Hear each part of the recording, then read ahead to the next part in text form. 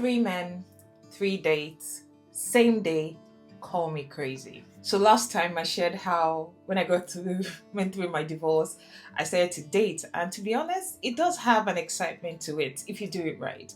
So when I was dating, at some point I started to set like a time limit for every date. It has to be an hour. And you may ask why I do 1 hour per date. It's because if it goes well, then that's fine. You've teased yourself, you're getting ready for the next one. And if it doesn't go well, exit. And then this day, I had triple booked, unfortunately, and all of them wanted to see me on the same day. And I was like, well, this is an opportunity, right? One hairstyle, one nail done, one outfit, efficiency at its best. So I was like, yeah, let's go for it. So the first one I met him for breakfast, and he was talking about him being Richard Branson's, tennis coach, which was really good. But I had to rush off to the next date because I still had to catch the train. And then he said, oh, you're rushing away from your future. It was quite nice. Nice. It was obviously like 5 p.m. somewhere in the world. So we did have wine and a nice breakfast. He actually gave me a shoulder rub, which was cool. Then I raced off to the second date, which was a Nigerian guy. And Nigerian restaurants, the fish takes forever.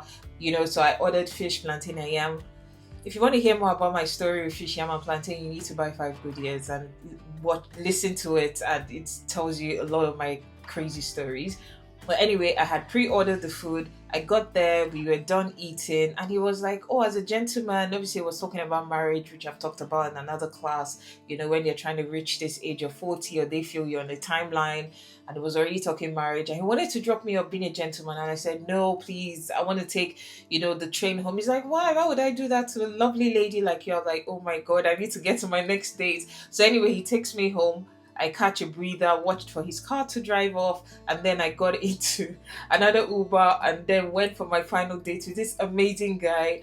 He was from one of these European countries. I don't know. We knew it wasn't going to work, but he shared some amazing stories. We had vegan food, but yeah, he told me he was dating this African girl, and then one day he saw her on stage. I was like, on stage doing what? Was she performing? He was like, no, he was on stage. She was on stage getting married. I was like, what? But she's a girlfriend. He's like, yes, of course. That's why I'm shocked. Anyway, we shared a lot of laughs, but that's just a crazy dating story. To round up all these classes of men that I dated or courted or whatever you want to call it. But buy my book. Listen, you probably know more.